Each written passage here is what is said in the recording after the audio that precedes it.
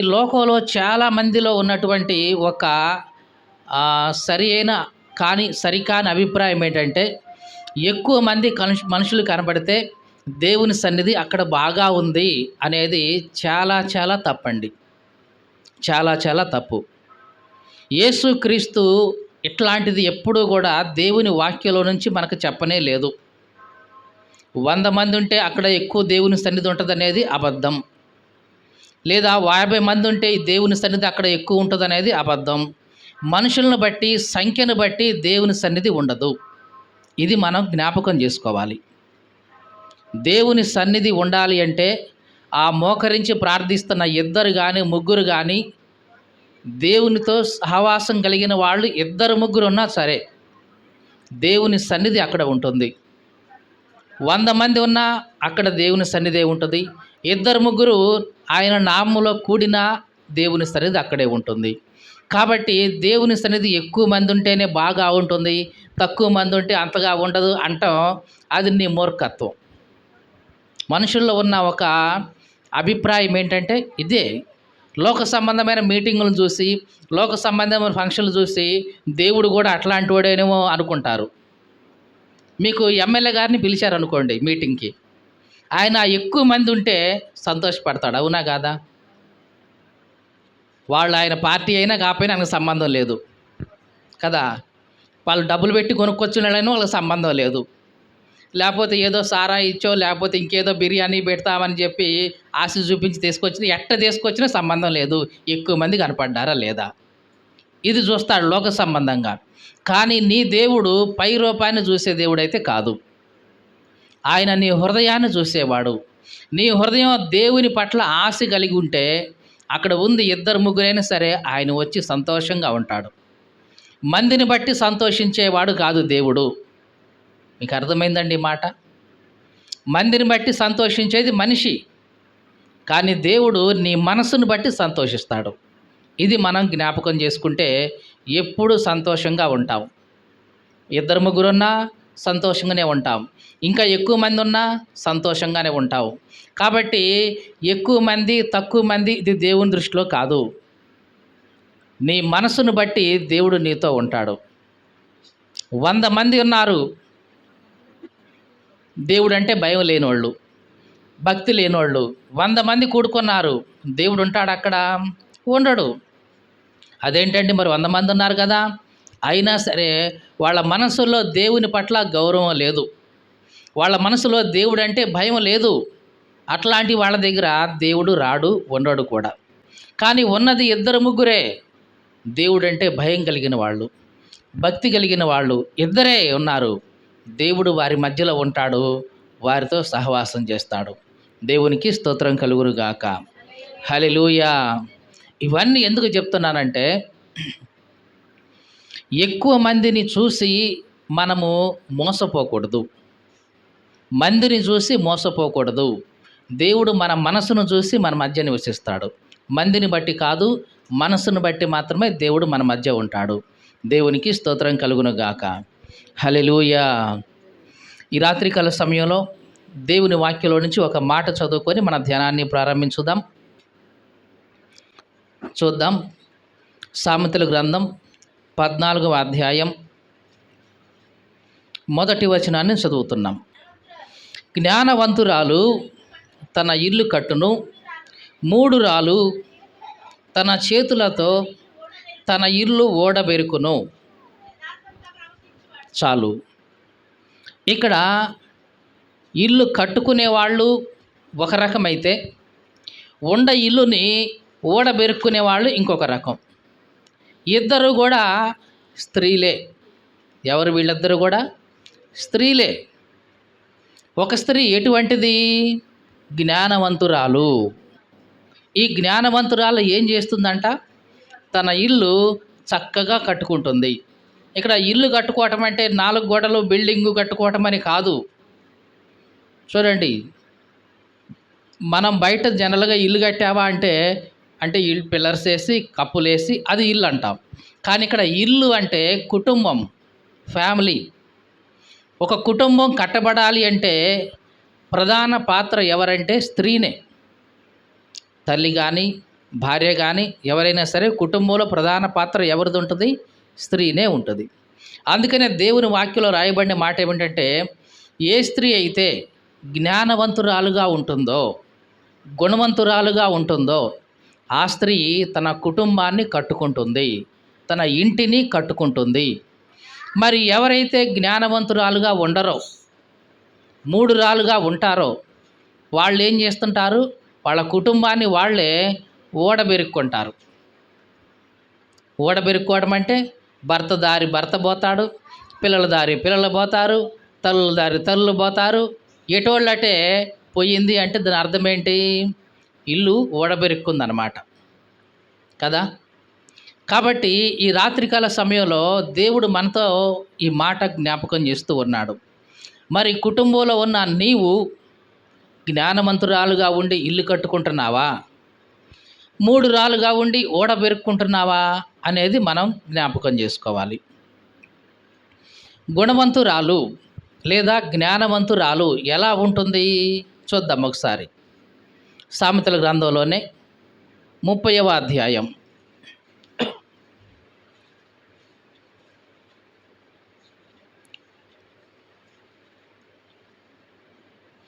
సామెతల గ్రంథం 30వ అధ్యాయం 31 నుంచి చదువుతాం. 31వ అధ్యాయంలో చదువుదాం. 10వ వచనం నుండి చాలా జాగ్రత్తగా విందాం. గుణవతి అయిన భార్య దొరుకుట అరుదు. ఒక్కొక్క మాట జాగ్రత్తగా చూద్దాం. గుణవతి అయిన భార్య లేదా గుణవంతురాలైన భార్య, ఇట్లాంటి ఒక స్త్రీ దొరకటం ఒక కుటుంబంలోకి భార్యగా కానీ, కోడలిగా కానీ, ఇల్లాలుగా కానీ గుణవతి అయిన ఒక స్త్రీ దొరకటం ఎట్లాంటిదంట? అరుదు. కట్నం తెచ్చేవాళ్ళు దొరకటం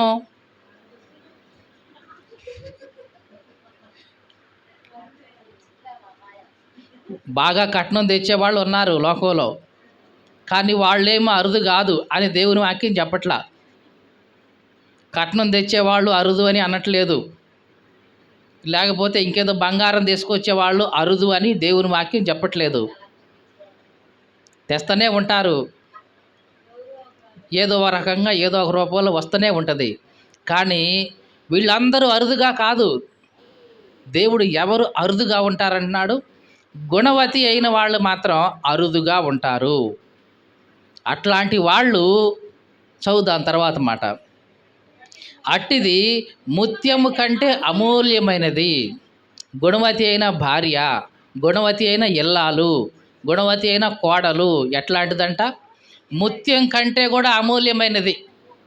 అట్లాంటి ఇల్లాలు దొరికిందంటే, అట్లాంటి కోడలు, అట్లాంటి గుణవతి అయిన భార్య దొరికిందంటే, ముత్యం ఇచ్చినా సరే నాకు అవసరం లేదండి, నా భార్య నాకు ముత్యం అండి, ఇంకెందుకంటే ఇది అనేస్తావు అనమాట.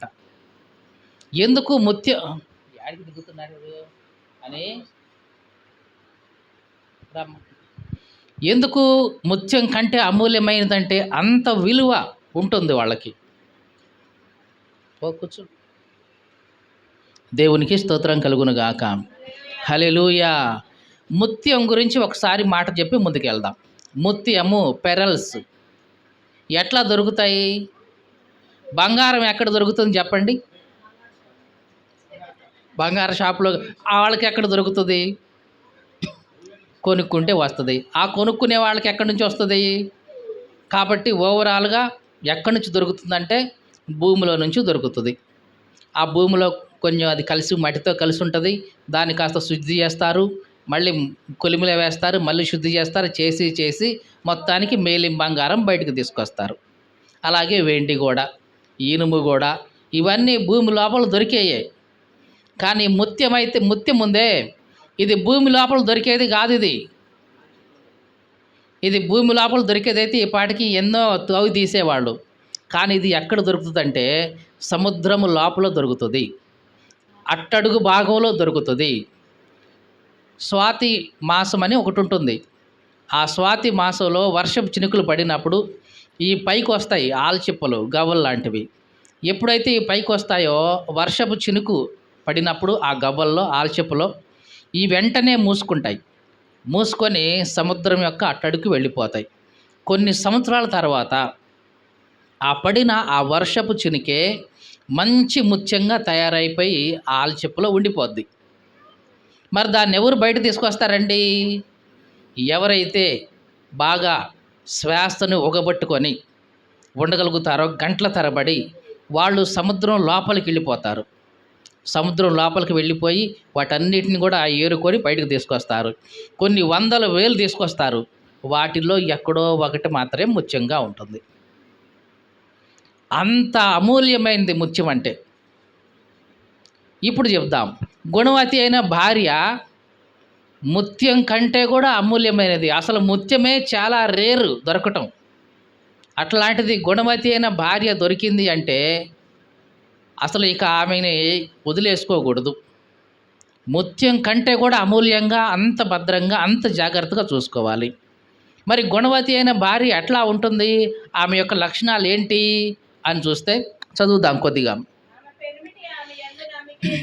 ఆమె పెనిమిటి ఆమె యందు నమ్మకం ఉంచుతాడు. ఎందుకంటే ఆమె గుణవతి. అంతా అప్పచెప్పిపోతాడు. ఏ భయము లేదు. ఎందుకంటే ఆమె గుణవతి. ఏ భయము లేదు. నా భార్యను ఒక్కదాన్ని వదిలేశానే, మరి ఏమన్నా చేస్తుందేమో, పనికి మాలింది, ఇట్లాంటి ఆలోచనలే ఉండవు. ఎందుకంటే ఆమె గుణవతి. అనుమానపడే అవసరం లేదు ఇతనికి. ఎందుకంటే ఆమె గుణవతి. ఇక చాలామంది భర్తలను చూస్తూ ఉంటాం. కొంతమంది యొక్క అనుమానం ఎట్లా ఉంటుందంటే, నాకు తెలిసిన ఒక సహోదరుడు ఉండేవాడు. అతను వివాహం అయింది. అతను స్కూల్లో టీచర్గా చేసేవాడు. భార్యని ఎంతగా అనుమానించేవాడంటే, ఇట్లా వరండా ఉంటుంది కదా, అటు బాత్రూమ్ ఉంది కదా, ఆమె బాత్రూమ్ పోవాలంటే ఈయన ముందు బయటికి పోయి అటు ఇటు చూసి, ఎవరు రావట్లేదు అమ్మాయి పో బాత్రూమ్ పో. సరే, ఇతను స్కూల్లోకి పోతాడు పాఠాలు చెప్పడానికి. అంతకుముందు కూడా చెప్పాను. ఈమెను ఇంట్లో పెట్టేసి తలుపేసి తాళం వేసి పోతాడు. మరి బాత్రూమ్ బయట ఉంది కదా, మరి ఆమె ఎంత వేదన పడిందో. ఇదే విషయాన్ని నలుగురిలో పెట్టింది ఆమె విడాకులు తీసుకునేటప్పుడు. ఏవండి, ఇది జరిగిందండి, నాకు బాత్రూమ్ వచ్చినప్పుడు డబ్బా తీసుకొని దాంట్లో పోసానండి, నా పరిస్థితి ఎవరికన్నా వచ్చిద్దండి, ఇట్లాంటి అనుమానపడితో నేను ఎందుకుంటానండి అని విడాకులు తీసుకొని విడిపోయారు. కాబట్టి గుణవతి అయిన భార్య, ఆ భార్య మీద ఈ భర్త ఏం చేస్తాడు, సంపూర్ణంగా నమ్మకం ఉంచుతాడు. అంటే మీరు చెప్పిన సందర్భంలో భర్తే గండి అనుమానించింది అంటారేమో. కొంతమంది భర్తలు అట్లాంటి వాళ్ళు ఉన్నారు, కాబట్టి భార్యలు కూడా ఉంటారు. కానీ ఈ గుణవతి అయిన భార్య ఎంత నమ్మకంగా ఉంటుందంటే తన భర్తకు అంత నమ్మకంగా ఉంటుంది. ఇంకా చదువుదాము. ఆమె పెనిమిటి ఆమె యందు నమ్మకం ఉంచుతాడు, అతని లాభప్రాప్తికి వెలితి కలగదు. చూడండి, గుణవతి అయిన భార్యలో ఉన్న ఒకానొక లక్షణం ఏంటి, ఆమె పెనిమిటి ఆమె యందు నమ్మకం ఉంచేలాగా ఆమె నడుచుకుంటుంది ముందు. మీకు అర్థమైందండి? నీ భర్త నీ యందు నమ్మకం ఉంచేలాగా నువ్వు నడుచుకోవాలి. నీ చేతికి డబ్బులు ఇస్తే దాన్ని చక్కగానే ఖర్చు చేస్తావు, దుబారా చెయ్యవనే నమ్మకం ఆయనకు కలగాలి. అలా కలిగితే కదా నీ మీద నమ్మకం ఉంచేసి ఎంతైనా సరే అట్లా పెట్టేసి పోగలిగేది. అంటే నీ భర్త నీ మీద నమ్మకం కలిగేటట్లుగా నువ్వేం చేయాలి, నమ్మకాన్ని కలిగించాలి. అలా కలిగించగలిగితే నిజంగా నువ్వు గుణవతి అయిన స్త్రీవే. దేవునికి స్తోత్రం కలుగునుగాక. హల్లెలూయా. తర్వాత మాట ఏముంది, అతని లాభప్రాప్తికి వెలితి కలగదు. అంటే అతనికి వచ్చే లాభానికి ఎక్కడా కూడా వెలితి రాదు. అంటే ఈమె అంత జాగ్రత్తగా చేస్తుంది, అంత పొదుపుగా వాడుతుంది, అవసరాన్ని బట్టే వాడుతుంది. కాబట్టి అతను సంపాదించిన లాభమంతా కూడా ఇక్కడ దారలాగా మంచినీళ్ళలాగా ఖర్చు చేసేదైతే కాదు. అతని యొక్క లాభ ప్రాప్తికి ఏ మాత్రం కూడా వెలితి కలిగించదు. ఇంకా చదువుదాం. ఆమె తాను బ్రతుకు దినములన్నీ అతనికి మేలే చేస్తుంది తప్ప కీడైతే అస్సలు చేయదు. గుణవతి అయిన భార్యలో ఇంకో లక్షణం ఏంటి, సాధ్యమైతే తన భర్తకు మేలే చేస్తుంది తప్ప ఏ విషయంలో కూడా ఎక్కడా కూడా కీడు చేయాలని కానీ, ఏదన్నా జరగాలి అని కానీ మనసులో కూడా కోరుకోదు. అట్లాంటిది గుణవతి అయిన భార్య. దేవునికి స్తోత్రం కలుగును గాక. హల్లెలూయా. ఇంకా చదువుదాం. ఆమె గొర్రెబొచ్చును అవిసె నారను వెదకును తన చేతులారా వాటితో పని చేస్తుంది. ఈమెలో ఉన్న ఇంకొక లక్షణం ఏంటి? తన సొంత చేతులతో కష్టపడి పని చేస్తుంది. నువ్వు తీసరాకేం చేస్తావు అని ఎట్లాగ అనకుండా తను కూడా చేతనైనంత వరకు ఏం చేస్తుంది? తన చేతులతో కష్టపడి పని చేస్తుంది. కానీ ఈ దినాల్లో చాలామంది చూస్తూ ఉంటాం, కట్నం తెచ్చానుగా నీకు, తెచ్చానా లేదా, కట్నం ఇచ్చానా లేదా, తీసుకున్నావు కదా 1,00,000 2,00,000, ఇక నేను ఎందుకు పని చేయాలి? అమ్మ చేయగలిగిన పనేగా అమ్మ, చేయగలిగిన పనే కావచ్చు, ఎందుకు చేయాలి చెప్పు? నన్నే ఊరికి చేసుకున్నావా నువ్వు?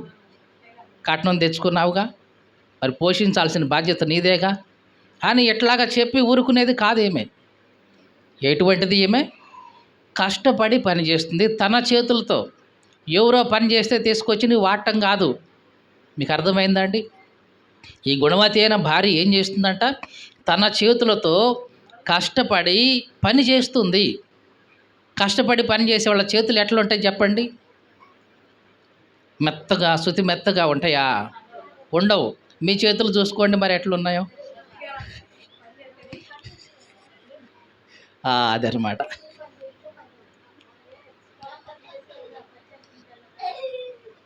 దేవునికి స్తోత్రం కలుగునుగాక. హల్లెలూయా. కాబట్టి ఈమె చేతులు ఎట్లా ఉంటాయి? చాలా కరుకుగా ఉంటాయి. ఎందుకంటే కష్టపడి పని చేస్తుంది. ఇంకా చదువుదాం. తన చేతులారా వాటితో పనిచేస్తుంది. వర్తకపు ఓడలు దూరం నుంచి ఆహారం తెచ్చినట్లుగా ఆమె దూరం నుండి ఆహారం తెచ్చుకుంటుంది. దూరం నుంచి ఆహారం తెచ్చుకోవడం అంటే దూరానికైనా సరే వెళ్ళి పని చేసి అక్కడి నుంచి ఆమె సంపాదిస్తుంది, ఆహారం తెచ్చుకుంటుంది. ఇంకా 15వ వచనం. ఆమె చీకటితోనే లేచి తన ఇంటి వారికి భోజనం సిద్ధం చేస్తుంది. నేను ఎంత కష్టపడి పని చేశా, ఎండెక్కిందాక నిద్రపోతా అనేది కాదు ఈమె. సహజంగా మనం ఏం చేస్తాం? పని చేస్తే చాలు ఒక పూట, రెండో పూట పొద్దెక్కిందాక నిద్రపోతాం. కానీ ఈమె గుణవతి అయిన భార్య ఎట్లాంటిది? పని చేస్తున్నా కదా అని చెప్పేసి నిద్రపోయేది కాదు. చీకటితోనే లేస్తుంది. లేచి ఏం చేస్తుంది? తన ఇంటి వారికి భోజనం సిద్ధం చేస్తుంది. అంటే బయట పని చేసి వచ్చాను కదా, ఇక నేను ఎందుకు వండాలి, నువ్వు వండలేవా, ఇట్లాంటిది కాదు. బయట పని చేస్తుంది, మళ్ళీ ఇంటి వారికి భోజనం కూడా సిద్ధం చేస్తుంది. ఇంకా తన పనికత్తెలకు భత్యము ఏర్పరుస్తుంది. భత్యం అంటే ఇదిగో రోజువారీ వీళ్ళకి ఇంత బియ్యం అని ఇట్లా ఇస్తారు, భత్యం అంటారు దాన్ని. అది సిద్ధం చేస్తుంది ఈమె. ఇంకా ఏం చేస్తుంది? ఆమె పొలము చూసి దాన్ని తీసుకుంటుంది. ఆమె చూసి తీసుకుంటుంది. మీకు అర్థమైందా? ఈమె లక్షణం ఎట్లాంటిది? చూసి పరిశీలించి బాగుంది అనుకుంటేనే తీసుకుంటుంది. అంతేగాని ముందు డబ్బులు ఇచ్చి ఆ తర్వాత వచ్చిన తర్వాత ఇది బాగలేదులే, అనవసరం కొనుక్కున్నానే, ఎట్లాంటిది అనుకోదాం. ఆమె చూసి తీసుకుని అప్పుడు చేస్తుంది. ఇంకా తాను కూడబెట్టిన ద్రవ్యం పెట్టి ద్రాక్ష తోట ఒకటి నాటిస్తుంది. అంటే ఈమెకి అనుభవం, పనిలో కూడా బాగా అనుభవం. కూడబెట్టిన డబ్బు పెట్టి ద్రాక్ష తోట ఒకటి నాటిస్తుందంట. ఇంకా ఆమె నడుకట్టు చేత నడుము బలపరుచుకొని చేతులతో బలంగా పనిచేస్తుంది. ఇంకా 18వ వచనం. తన వ్యాపార లాభం అనుభవంతో తెలుసుకుంటుంది. ఏం చేస్తుంది? వ్యాపారం చేస్తుంది. ఆ వ్యాపారంలో అసలు లాభం ఎట్లా వస్తుంది, ఎంత వస్తుంది అనేది ఏం చేస్తుంది? అనుభవం ద్వారా తెలుసుకుంటుంది. ఇంకా చదువుదాం. రాత్రి వేళ ఆమె దీపం ఆరిపోదు. అంటే చీకటి పడేదాకా కూడా ఆమె ఏదో ఒక పని చేస్తూనే ఉంటుంది అన్నమాట. ఇంకా ఆమె పంటను చేత పట్టుకుంటుంది. తన వేళ్లతో కదురు పట్టుకొని వడుకుతుంది. దీనులకు తన చెయ్యి చాపుతుంది, అంటే కనికరం కలిగింది. దరిద్రులకు తన చెయ్యి చాపుతుంది, జాలి కలిగింది. తన ఇంటి వారికి చలి తగులుతుంది అనేది భయపడదు. అంటే వాళ్ళకి కావలసిన వస్త్రాలన్నీ కూడా తానే రెడీ చేస్తుంది అన్నమాట. ఆమె ఇంటి వారందరూ రక్తవర్ణ వస్త్రాలు ధరించిన వారుగా ఉంటారు. అంటే మంచి విలువ కలిగిన వస్త్రాలు ధరించేలాగా ఈమె సిద్ధం చేస్తుంది. ఇంకా ఆమె పరుపులను సిద్ధపరచుకుంటుంది. ఆమె బట్టలు సన్న నార బట్టలు, రక్తవర్ణపు వస్త్రాలు, ఇట్లాగా విలువ కలిగిన బట్టలని వేసుకుంటూ విలువగా ఆమె తన ఇంటి వారికి కూడా చూపిస్తూ ఉంటుంది. ఇంకా 23వ వచనం, ఆమె పెనిమిటి దేశ పెద్దలతో కూడా కూర్చుంటాడు. అంటే ఈమె చేసిన పని వలన తన పెనిమిటి ఘనత ఎక్కడుంటుంది? దేశపు పెద్దలతో కూడా కలిసి కూర్చుంటాడు. ఎందుకు? గుణవతి అనే భార్య ఇంట్లో ఉంది. ఇంట్లో పనులన్నీ ఆమె చక్కబెట్టుకుంటుంది. ఉదయాన్నే లెగుస్తుంది, పని వాళ్ళకి కావాల్సినవన్నీ చేస్తుంది. మళ్ళీ బయటికి వెళ్తుంది, పని చేస్తుంది. అవసరమైతే ద్రాక్ష తోట వేస్తుంది, వ్యాపారం చేస్తుంది, లాభం చేస్తుంది. ఎంత నమ్మకంగా అంటే అంత నమ్మకంగా ఉంటుంది. కాబట్టి ఇతను వచ్చిన లాభాన్ని బట్టి ఇతను గొప్పవాడయ్యాడు. ఎంత గొప్పవాడయ్యాడు అంటే దేశ పెద్దలతో కూడా కలిసి కూర్చునేంత గొప్ప స్థాయికి తీసుకెళ్ళింది ఎవరు? గుణవతి అయిన భార్య.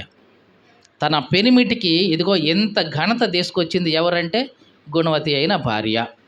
మరి మనం ఎట్లా ఉన్నాం? ఇది మనల్ని మనం పరీక్షించుకోవాలి. ఇంకా చదువుదాం. గవిని యొద్ద పేరుగొన్నవాడై ఉంటాడు. ఆమె నారబట్టలు నేయించి అమ్ముతుంది, నడికట్లను వర్తకులకు అమ్ముతుంది. బలము ఘనతయు ఆమెకు వస్త్రములు. ఆమె రాబో కాలం విషయమై నిర్భయంగా ఉంటుంది. 26వ వచనం, జ్ఞానం కలిగి తన నోరు తెరుస్తుంది. నోరు తెరిచేటప్పుడు ఎట్లా తెరుస్తుంది? జ్ఞానంతో మాట్లాడుతుంది తప్ప ఏది పడితే అది మాట్లాడదు. ఎక్కడ పడితే అక్కడ మాట్లాడేది కాదు, ఏది పడితే అది మాట్లాడేది కాదు. ఒక మాట మాట్లాడుతుందంటే జాగ్రత్తగా ఆలోచించి ఆచితూచి జ్ఞానంగా నోరు తెరుస్తూ ఉంటుందన్నమాట. కృపగల ఉపదేశము ఆమె బోధించును. 27వ వచనం చదువుతున్నాం. ఆమె తన ఇంటి వారి నడతలను బాగుగా కనిపెడుతుంది. ఈ మాట దగ్గర మనం కొద్దిసేపు ఆగుదాం. జ్ఞానం గల స్త్రీ ఏం చేస్తుందంట?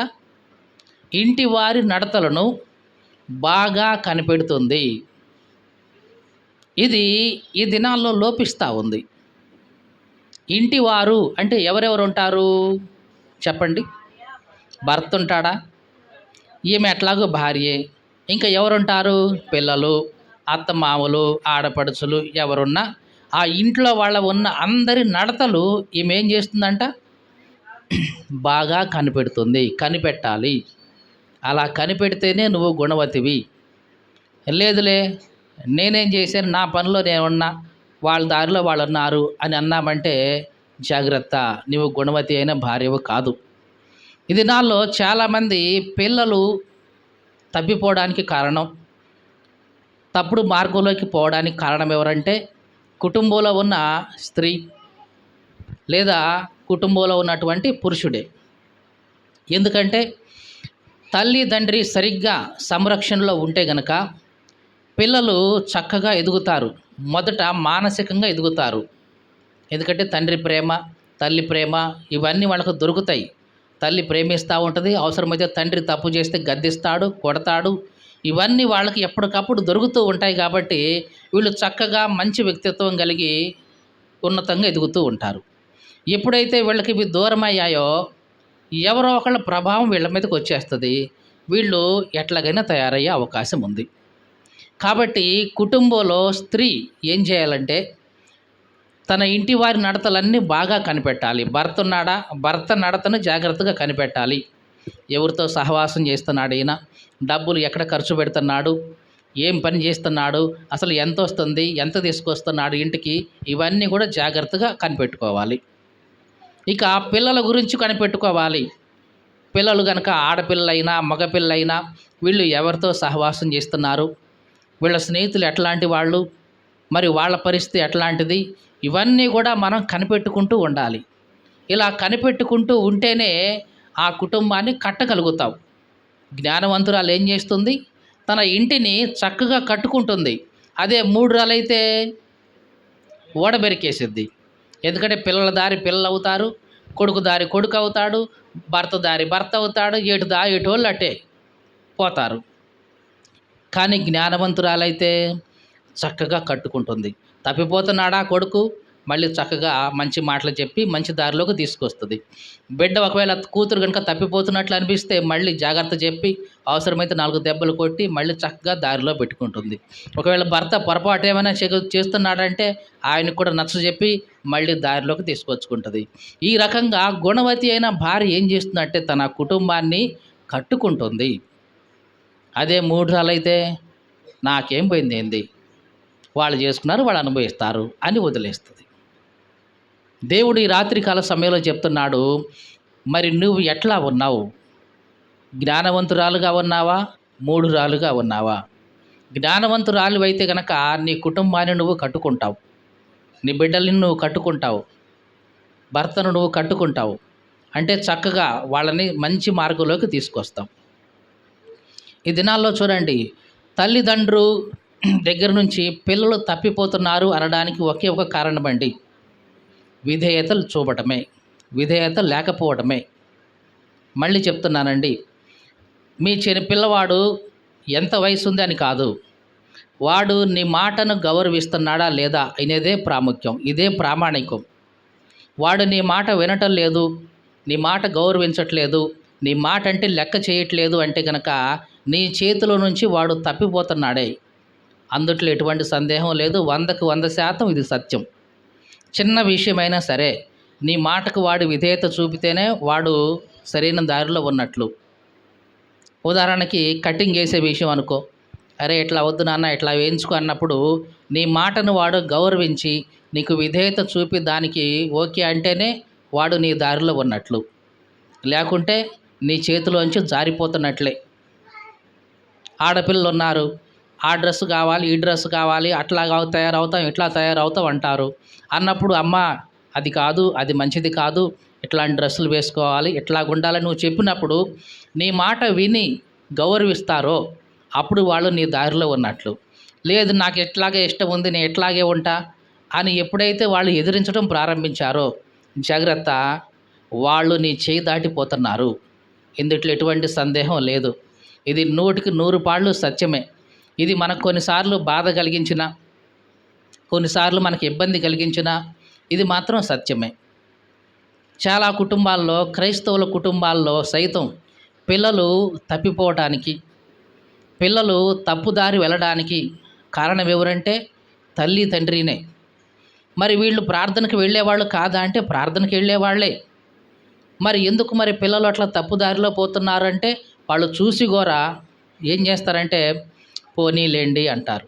సింపుల్గా వాళ్ళనే మాట ఏంటంటే పోనీలే, వాడు ఆశపడుతున్నాడు, పోనీలే వాడికి ఇష్టమైంది, పోనీలే అట్టుంటమే వాడికి బాగుందంట అని ఇట్లాగా సింపుల్గా వదిలేస్తూ ఉంటారు. దానివల్ల ఏమవుతుందంటే కుటుంబం చిన్న భిన్నం అవుతుంది. ఈరోజు ఒకటి విషయంలో వదిలేస్తే వాడు అనుకుంటాడు, మీకు విషయం తెలుసా, చిన్నపిల్లల యొక్క సైకాలజీ, తల్లిదండ్రులను ఏ విధంగా బ్లాక్మెయిల్ చేయాలో ముందుగానే రెడీ చేసుకుంటారు. మాటలు రాని చిన్నపిల్లవాడు కూడా బ్లాక్మెయిల్ చేస్తాడు తెలుసా, తల్లిదండ్రుల్ని ఏడుస్తుంటాడు. వాడి చేతిలో ఉన్న ఆయుధం ఏంటంటే ఏడుస్తాడు. ఇక ఏడవగానే ఈ తల్లిదండ్రి కరిగిపోయి అయ్యో అని వచ్చనుకో, ఆహా ఇదన్నమాట వీళ్ళ వీక్నెస్, రైట్. ఇక ఎప్పుడు నాకు ఏది కావాలన్నా ఏడిస్తే చాలు, ఇక వీళ్ళు పరిగెత్తుకుంటూ వస్తారు, ఏం చేయమంటే అది చేస్తారు. పిల్లలు మన వీక్నెస్ పట్టుకుంటారు. పెద్దోళ్ళయే కాదు, వాడు ఉయ్యాల్లో ఉన్నప్పుడు సైతం వాడు అదే చేస్తాడు, అప్లై చేస్తాడు. ఎక్కడ దొరుకుతారు వీళ్ళు? ఏడిస్తే చచ్చినట్టు కొనిస్తారు, ఏడిస్తే చచ్చినట్లు ఒప్పుకుంటారు. ఇది పిల్లలు అర్థం చేసుకొని మన మీదే బ్లాక్మెయిల్ చేస్తారు. మనమేం చేస్తాం, కరిగిపోతాం వెంటనే. పాపం ఏడుస్తుండు, పాపం అల్లాడుతుండు అని చెప్పేసి వెంటనే వండుతాం. వాడు వెంటనే అర్థమైపోద్దు, ఓహో మా నాన్న వీక్నెస్ ఇది, మా అమ్మ వీక్నెస్ ఇది, ఎక్కడ పట్టుకుంటే చాలు మనకి ఏది కావాలంటే అది దొరుకుద్ది. అవును, పిల్లలు ఇది గమనిస్తారు. నువ్వు మొదట్లోనే వాడు ఏడుస్తున్నప్పుడు ఇంకా 4 పీకులు పీకావనుకో, ఇది వర్కౌట్ అవ్వలేదు అనుకుంటాడు. ఇక అంతే అనుకుంటాడు, ఇది వర్కౌట్ అలా ఇంకోటి ఆలోచించాలనుకుంటాడు. కాబట్టి మనం ఎట్లా ఉన్నాం ఇది చూసుకోవాలి. గుణవంతురాలుగా ఉన్నామా, మూఢురాలుగా ఉన్నామా? గుణవంతురాలైతే ఏం చేస్తుంది, కుటుంబాన్ని కట్టుకుంటుంది చక్కగా. బిడ్డలు తప్పిపోతున్నారా? దారిలోకి తెచ్చుకుంటుంది. కొట్టో, గద్దించో ఏదో ఒకటి చేసి దారిలోకి తెచ్చుకోవాల్సిందే. ఇప్పుడు గనక మనం చిన్నప్పుడే మన పిల్లల్ని చక్కగా విధేయతలో పెంచకపోతే, మన మాట గౌరవించేలాగా చేయకపోతే, పెద్దయిన తర్వాత ఇక వాళ్ళని మనం ఏం చేయలేం. లోకంలో ఒక సామెత ఉంది. "మొక్కై వంగనిది ఎందుకు వంగుద్ది?" మొక్కప్పుడే వంగదీయలేకపోయావు. మానైన తర్వాత నువ్వేం చేయగలుగుతావు? దాని దారిన అది పోనీ, ఎట్టయినా పెరగని మనకెందుకు? సరిగ్గా మొక్క ఉన్నప్పుడే దాన్ని లైన్‌గా తీసుకురావాలి కదా! తాడిగట్టో, రాయి అలాడదీసో ఏదో ఒకటి చేసి ఒక తిన్నగా ఎప్పుడు తీసుకురావాలి? మొక్కగా ఉండగానే. వంగిపోయే మనసున్నప్పుడే.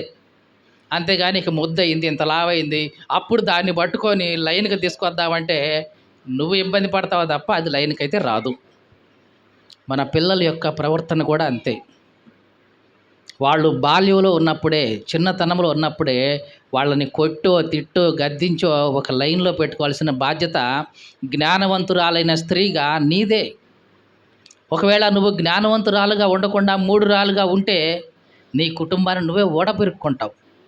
నీ పిల్లలు ఇష్టానుసారంగా వెళ్ళిపోతారు. నీ భర్త తన ఇష్టానుసారంగా జీవించేస్తాడు.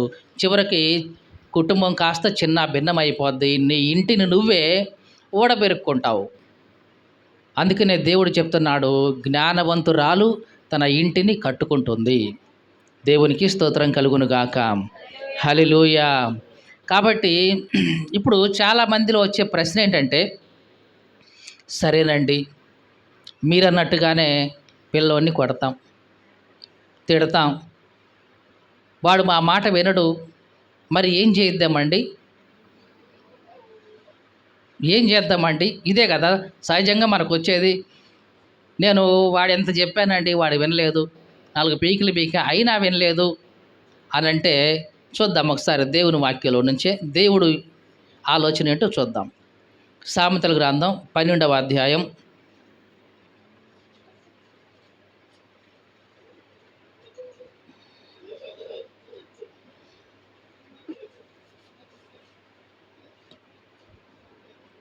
1వ వచనాన్ని చదువుతున్నాం.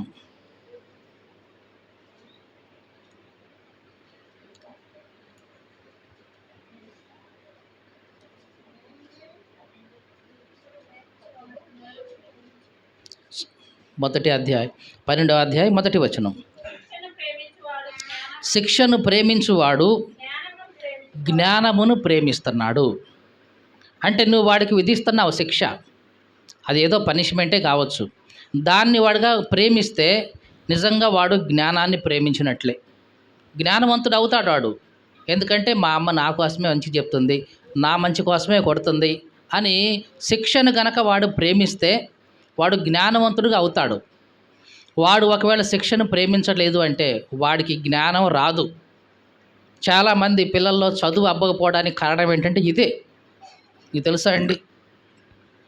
శిక్షను ప్రేమించలేకపోవడమే వీళ్ళకి చదువు రాకపోవడానికి కారణం.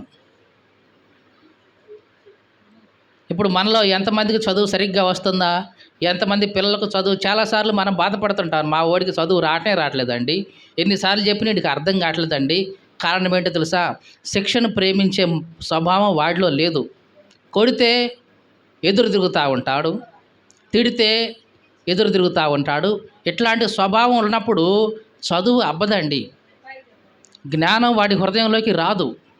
ఎందుకంటే శిక్షను ప్రేమించలేకపోతున్నాడు వాడు. అందుకనే జ్ఞానం కూడా వాడికి అబ్బదు. ఇంకా ఇట్లాంటి వాళ్ళు ఎవరైతే ఉన్నారో అట్లాంటి వాళ్ళ దేవుని వాక్యం ఏం చెప్తుంది? తర్వాత మాట చదువుదాం. గద్దింపును అసహించుకునేవాడు పశుప్రాయుడు.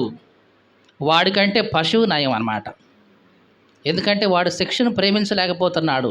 గద్దిస్తే దాన్ని అసహించుకుంటున్నాడు. నన్ను అంటనవేంది అని వాడు తిరిగి అంటున్నాడంటే వాడు ఎట్లాంటి వాడు?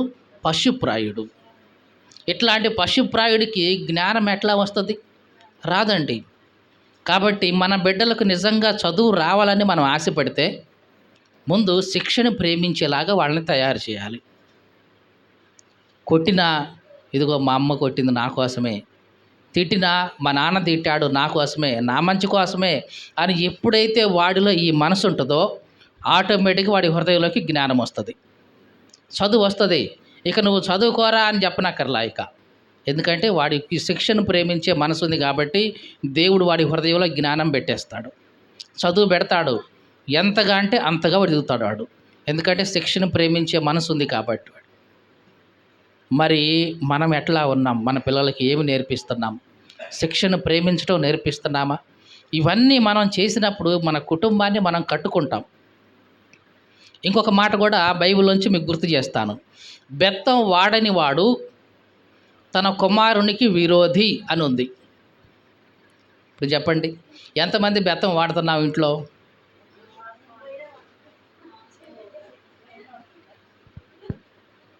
బెత్తం గనక నువ్వు వాడకపోతే నీ కొడుకు విషయంలో, నీ కుమార్తె విషయంలో దేవుని వాక్యం ఏం చెప్తుందంటే, నీవు గనక వాడిని బెత్తంతో కొడితే, దేవుని వాక్యంలో ఉన్న మాటే చెప్తున్నా, నీవు గనక వాడిని బెత్తంతో కొడితే నరకానికి పోకుండా, పాతాళానికి పోకుండా వాడి ఆత్మ రక్షించబడుద్దంట.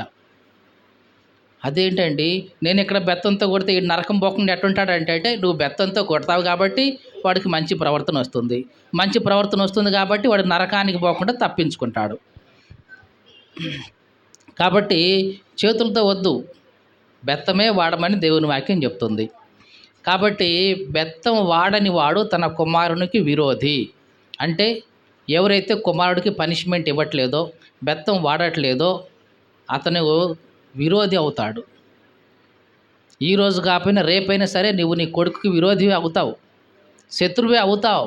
ఎందుకంటే చిన్నప్పటి నుంచి బెత్తం వాడలేదు కాబట్టి. కాబట్టి మనం ఎట్లా ఉన్నాం? జ్ఞానవంతుడిగా ఉంటే కుటుంబంలో మన ఇంటిని కట్టుకుంటాం, జ్ఞానవంతురాలుగా ఉంటే మన కుటుంబాన్ని మనం కట్టుకుంటాం. లోకంలో ఎన్నో కుటుంబాలు చిన్న భిన్నం అవుతున్నాయి. ఇదిగో దేవుని సరైన అవగాహన లేకనే. దేవుని వాక్యంలో అయితే దేవుడు మనకు మంచిగా చెప్తున్నాడు, ఇదిగో మా జ్ఞానవంతురాలుగా నువ్వు ఎట్లా ఉండాలి. మరి వాళ్ళకి లోకంలో చెప్పేవాళ్ళు ఎవరున్నారు? మీకు అర్థమైందండి? వాళ్ళు ఫంక్షన్లు పోతారు, అవి ఇవన్నీ చేస్తారు, కానీ వాళ్ళకి ఇదిగో మా కుటుంబాన్ని ఎట్లా కట్టుకోవాలి, పిల్లల్ని ఎట్లా పెంచుకోవాలి అనే దేవుని వాక్యం ద్వారా వాళ్ళకి చెప్పేవాళ్ళు ఎవరు ఉండరు. అప్పుడప్పుడు ఎవరో కౌన్సిలింగ్ ఇస్తూ ఉంటారు, ఆ కౌన్సిలింగ్ కాసేపు మాత్రమే వింటారు. మనమైతే దేవుని వాక్యాన్ని ప్రతిసారి వింటానే ఉంటాం కదా. ఏదో ఒక సందర్భంలో ఏదో ఒక విషయంలో దేవుడు మనకు చెప్తానే ఉంటాడు. దేవునికి స్తోత్రం కలుగును గాక. హల్లెలూయా. అంతకుముందు ఎక్కడో ఒకటి చూశాను, ఆ తల్లిదండ్రుల మీద కేసు వేశారంట. ఎందుకు? నీ కొడుకు, నీ పిల్లలు ఇట్లా తయారవడానికి నువ్వే కారణం కాబట్టి తల్లిదండ్రుల మీదే కేసేసారంట. నువ్వు సరిగ్గా పెంచలేదు కాబట్టి నీ మీద కేసేస్తున్నామని. ఇట్లాంటి చట్టాలు మనకు కూడా వస్తే ఎంత బాగుంటుంది ఇక కదా. మనం ఏం తప్పు చేయకపోయినా పోయి జైల్లో కూర్చుంటామంట. ఎందుకంటే కొడుకు తప్పు చేశాడు కాబట్టి. ఇప్పుడు నిజమే, ఇప్పుడు వస్తుంది అట్లాగా. ఆ మైనర్ ఎవరైతే ఉన్నారో 18 సంవత్సరాల లోపు వాళ్ళకి కనుక బైక్ ఇస్తే, ఆ వాడికి ఏదైనా జరిగితే, ఏదైనా చేసినా ముందు పేరెంట్ని పిలిపిస్తాడు, ముందు వాళ్ళనే జైల్లో వేస్తాడు. ఎందుకంటే నువ్వే బైక్ ఇచ్చింది మీ కొడుక్కి, నువ్వు ఇకపోతే వాడు తీసుకోడుగా. ఇట్లాగా ఇవన్నీ ఎందుకు చెప్తున్నామంటే మన కుటుంబాన్ని మనం కట్టుకోవాలి. దేవునికి స్తోత్రం కలుగును గాక. హల్లెలూయా. కాబట్టి ఈ రాత్రికాల సమయంలో దేవుడు మనతో చెప్తున్న మాట ఇదే. జ్ఞానవంతురాలు ఎవరైతే ఉన్నారో వాళ్ళు ఏం చేస్తారు? కుటుంబాన్ని కట్టుకుంటారు. ఏమండి, స్త్రీలకే కదా, ఇది పురుషులకు కాదు కదా అనుకోకూడదు. జ్ఞానవంతుడైన పురుషుడు ఎవరైతే ఉన్నారో ఇతను కూడా ఏం చేస్తాడు? కుటుంబాన్ని చక్కగా కడతాడు. కానీ జ్ఞానవంతురాలే అని ఎందుకు వాడబడింది అంటే, ఎక్కువ పాత్ర స్త్రీది ఉంటుంది కుటుంబంలో. పురుషుడు బయటికి వెళ్తాడు, కష్టపడి తీసుకొస్తాడు, తీసుకొచ్చి ఇవ్వడం ఆయన పని.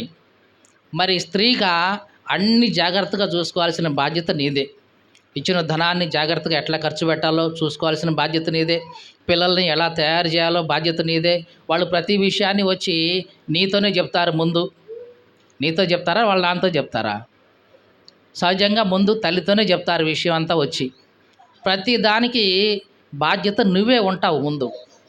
అందుకనే దేవుడు ముందుగా స్త్రీలకే ఆ బాధ్యత అప్పగిస్తూ ఉన్నాడు. జ్ఞానవంతురాలుగా ఉంటావా, మూఢురాలుగా ఉండి నీ ఇంటిని ఓడబెరుక్కుంటావా అనేది దేవుడు మనకే వదిలేస్తూ ఉన్నాడు. కాబట్టి ప్రతి ఒక్కరం కూడా జ్ఞానవంతురాలుగా ఉండి మన కుటుంబాన్ని కట్టుకోవాలని దేవుడు మన నుంచి ఆశిస్తున్నాడు. దేవునికి స్తోత్రం కలుగును గాక. హల్లెలూయా.